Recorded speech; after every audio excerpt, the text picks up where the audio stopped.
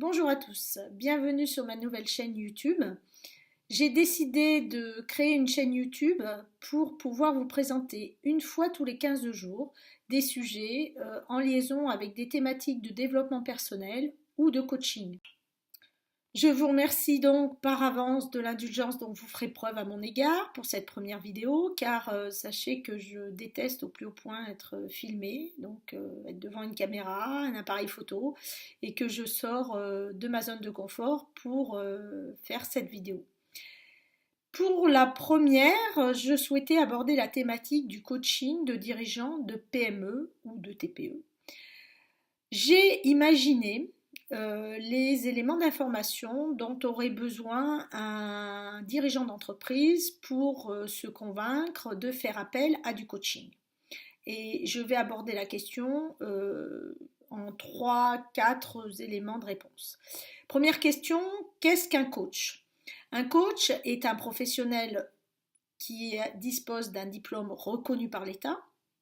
Certes, le terme de coach a été fort galvaudé ces dernières années. D'ailleurs, on met des coachs à toutes les sauces, si je puis dire. Le coach beauté, le coach minceur, le coach nutrition. Mais sachez que coach est un vrai métier. Alors, deuxième question que vous pourriez me poser, c'est à quoi ça sert un coach? Alors, à quoi ça sert?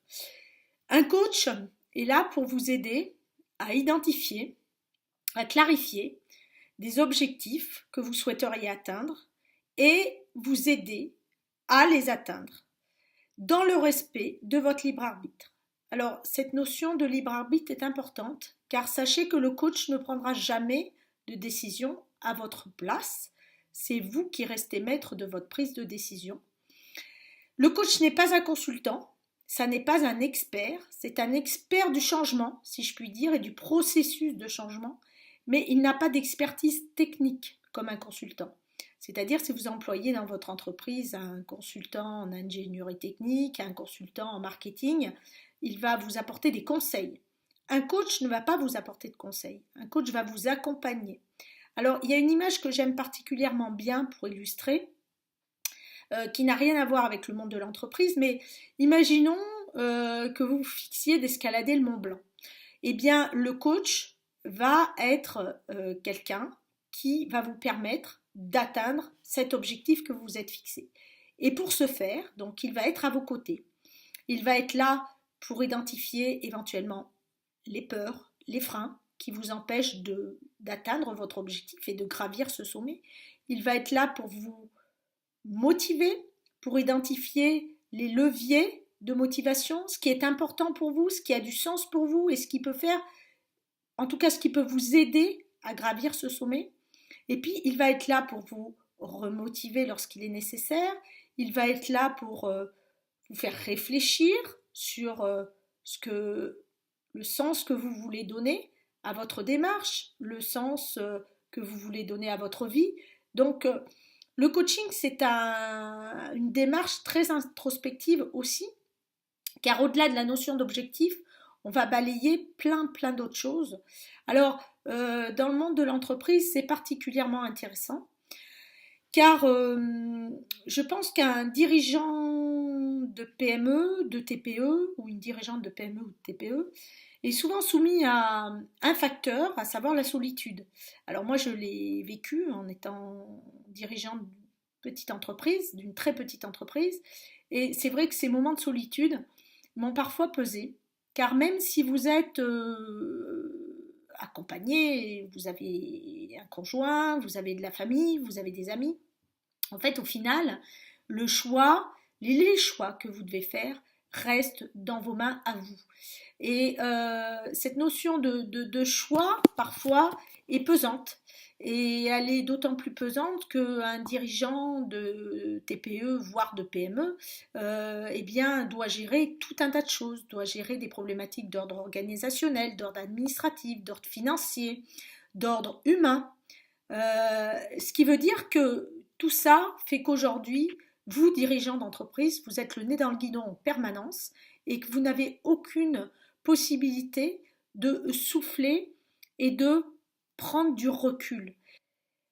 Donc, je dirais que c'est un des premiers éléments que l'on travaille souvent en coaching de dirigeants, c'est la prise de recul. Après, il peut y avoir plein d'autres choses, c'est-à-dire la notion de gestion du temps, la notion de prise de risque, la notion d'anticipation sur des risques psychosociaux en ayant anticiper des problématiques de management. C'est la possibilité aussi de traiter la question de l'équilibre de la vie personnelle et professionnelle. La question suivante qui pourrait m'être posée et qui me serait probablement posée, c'est est-ce que le coaching, ça coûte cher? Alors oui, le coaching, au même titre que le consulting, ça a un coût. Chaque coach qui agit la plupart du temps en tant que prestataire individuel pratique ses propres tarifs en liaison avec son expérience, sa formation, etc. Quoi qu'il en soit, lorsque le coach vous rencontre, la plupart du temps, le premier entretien est gratuit et il établit ensuite un devis et un contrat dans lequel figure l'intégralité des données financières. La question suivante et dernière question qui pourrait m'être posée, je pense, c'est la question du retour sur investissement. En gros, quel est le retour sur investissement du coaching?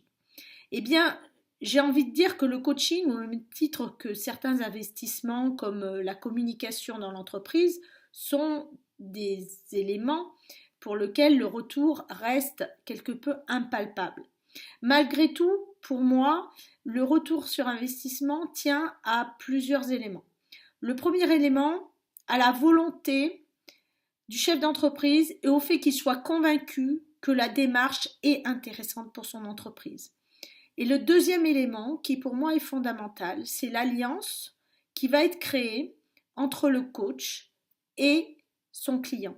Ce qui veut dire que il faut que vous, en tant que dirigeant d'entreprise, vous puissiez être à même de choisir quelqu'un avec qui vous avez le feeling, avec qui ça passe. Parce que ce coach, il va vous accompagner pendant des semaines. Il va être votre partenaire à vos côtés. Il va être témoin parfois d'émotions. Il va être témoin d'événements importants de l'entreprise. Donc c'est essentiel. L'alliance que vous allez créer avec ce coach est essentielle. Et pour moi, le retour sur investissement tient essentiellement à cela. Plus l'alliance entre les deux sera forte, plus le retour sur investissement sera fort. Quoi qu'il en soit, sachez qu'une démarche de coaching est toujours très intéressante parce qu'elle amène à une introspection, elle amène à une réflexion, elle amène à du changement positif. J'espère avoir répondu au travers de cette vidéo à toutes vos questions. Je vous invite, si vous le souhaitez, à consulter mon site internet pour en savoir plus sur mes offres professionnelles. L'adresse du site est la suivante, www.rhizom.fr